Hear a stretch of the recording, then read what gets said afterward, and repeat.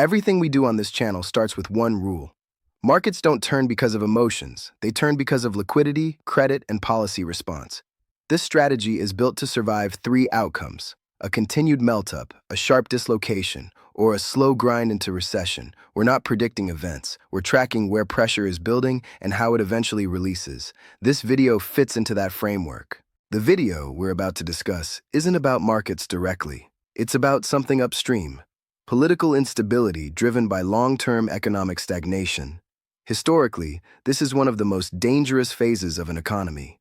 Not because protests crash markets immediately, but because this is the phase that forces policy mistakes later. This analysis comes from Eurodollar University and from Jeff Snyder. Jeff focuses on how monetary systems actually function beneath the surface. I strongly recommend watching his full video for the broader historical and political context. My goal here isn't to restate his work. It's to frame what he's describing into how it fits within our market and strategy framework. Before we go further, a quick disclaimer.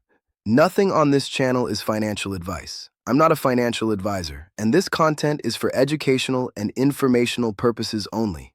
I'm sharing how I personally think about markets, risk, and capital from a macro and risk management perspective. Any decisions you make are your responsibility. All investing involves risk. This is not a market timing video. It's a macro political stress indicator. Think of it as confirmation that the system is late cycle socially and politically. These signals usually appear after financial imbalances build, but before policy regimes change.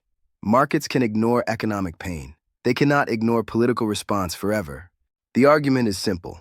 Since 2008, the system has produced asset inflation, wage stagnation, and limited upward mobility. For younger generations, this has been their entire adult experience. That creates a legitimacy problem, not just a business cycle. When income growth stalls long enough, politics destabilize. A key point in the video is voter behavior. Across countries and political systems, incumbents keep getting voted out. Not because of ideology, because economic conditions don't improve. This mirrors history. When economic pain becomes persistent, political loyalty disappears. That's not random, it's late cycle behavior. The video describes the post-2008 period as a silent depression, not visible in asset prices, but visible in jobs, income, and confidence.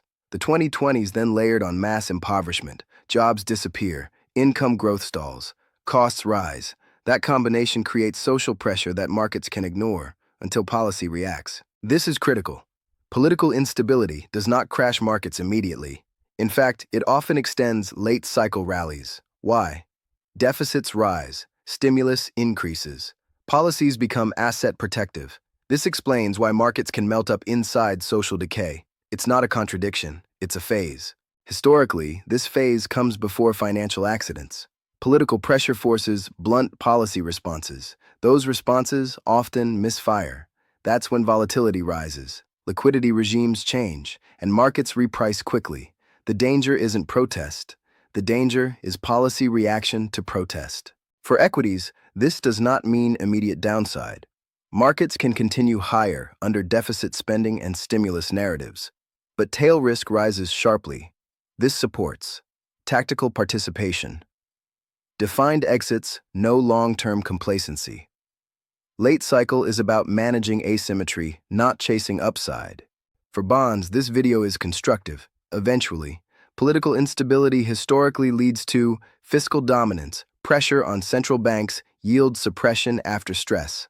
This aligns with your sequencing: volatility first, policy response second, duration rally after yields roll over. This strengthens the TLT and Zeros thesis without accelerating timing.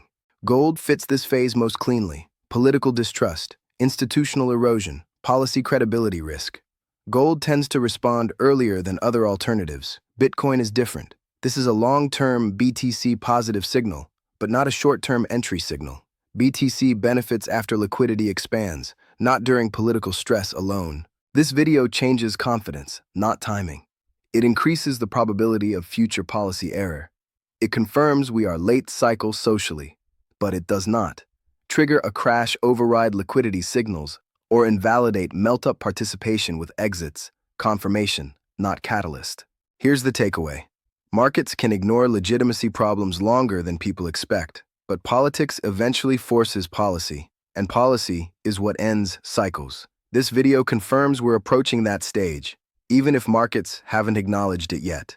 This strategy isn't about reacting to noise, it's about respecting sequence, watching pressure build, staying liquid, and being ready for regime change. We don't need to be early, we just can't afford to be late.